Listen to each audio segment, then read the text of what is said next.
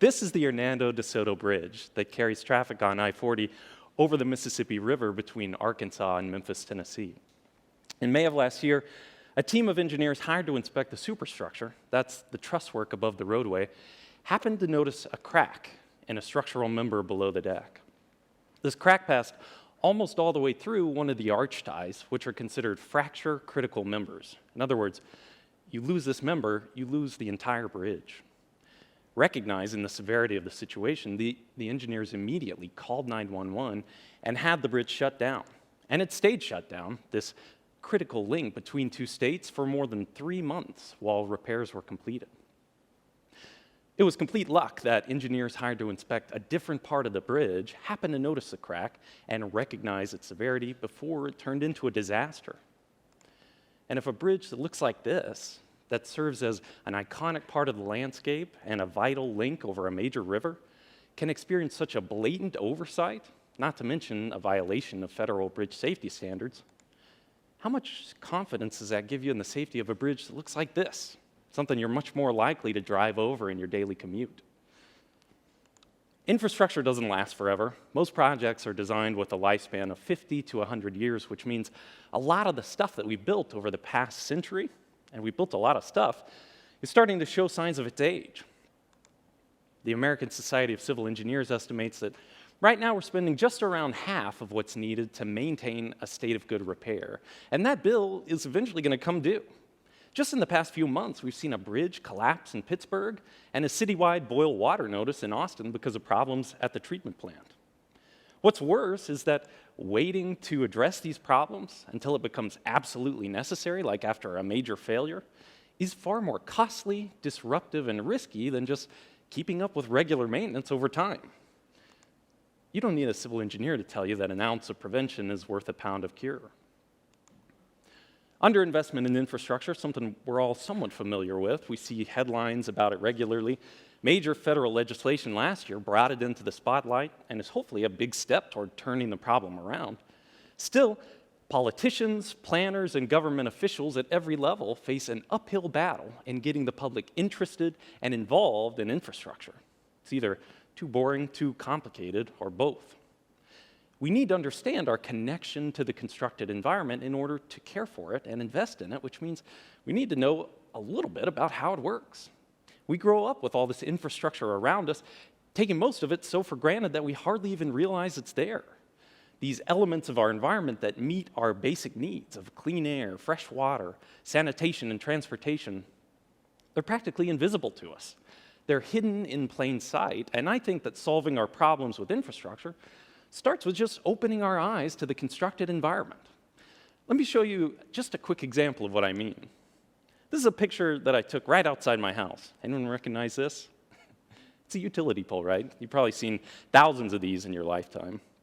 But with a show of hands, how many of you have ever taken a good hard look at one of these? Like for more than 30 seconds? I don't see many hands. Keep your hands up if you can tell me what every single one of those wires does. Not very many. On the surface, it seems like a utility pole serving a fairly simple, some might even say utilitarian purpose of distributing power to homes and businesses. But the truth is a little bit more complicated and I think more interesting and engaging than that. So let me tell you just a few of the things that I see when I look at these ubiquitous objects, and I think you're going to walk out of this room looking at these poles just a little bit differently. Distributing electricity isn't that complicated. It all happens on wires, but if you want to move a lot of electricity to every single home and business in an entire city, it's much more cost-effective to use high voltage, like in the thousands of volts. But high voltage is dangerous because the electricity can jump across gaps, so we have to keep these energized lines high up off the ground at the very top of these poles. And electricity is normally distributed in 3 individual phases. So in commercial areas, you'll see them run together like this. And in residential areas, sometimes they split the phases apart. And so you might see 1, 2, or 3 energized lines at the top of a pole, plus a return wire to complete the circuit we call neutral. But you can't just set high voltage lines directly on a wooden crossbar because wood isn't a good insulator, especially when it gets wet. So we use ceramic insulators to isolate the energized lines from the pole and keep the electricity from using it as a short circuit to ground. But if an energized line does come into contact with something on the pole, it can create a shock hazard to people below or start a fire. So we also include ground wires along each pole as a safety measure. Now we have power to the pole, but it still has to reach the customers. Every connection from the grid to a home or business is called a service drop, but we can't send high voltage into buildings, again, because it's too dangerous. So we have to take that high voltage and lower to a lower level, and we do that using transformers, very simple devices, essentially 2 coils of wire and a can of oil. But even though they're simple devices, transformers are expensive, so we install fuses to protect them against surges and faults like lightning strikes and wayward squirrels.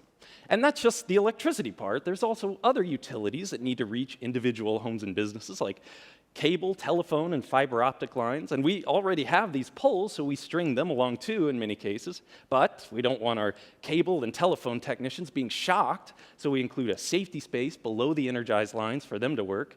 And all these cables and wires create a lot of stress on a pole, so we also include guy wires in some cases to balance the forces and keep things upright.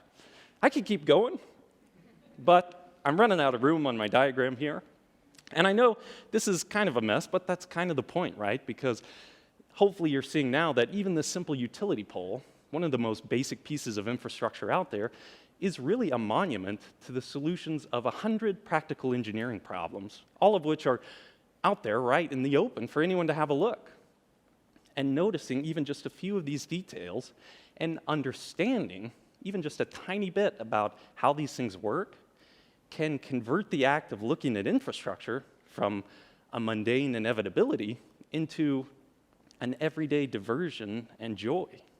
My wife sometimes accuses me of having my head in the clouds when really I was just looking at some cool piece of equipment at the top of a utility pole or antenna tower. When the news came out about the Hernando de Soto bridge crack last year, it reminded a gentleman of a kayak trip he took on the Mississippi River in 2016. He went home, looked through his photos, and found one that included the bridge. Sure enough, you could see the crack from the water below. This was 5 years before that team of engineers noticed the crack and sounded the alarms. Of course, I think there's some big lessons here for the state DOTs involved in this incident, but I think there's a lesson here for us too. Because even though that crack wasn't visible to the roughly 100 million vehicles that passed over the bridge during those 5 years, it was visible to anyone on the water below. And not a single person had ever been curious enough to look up where they might have noticed and reported it.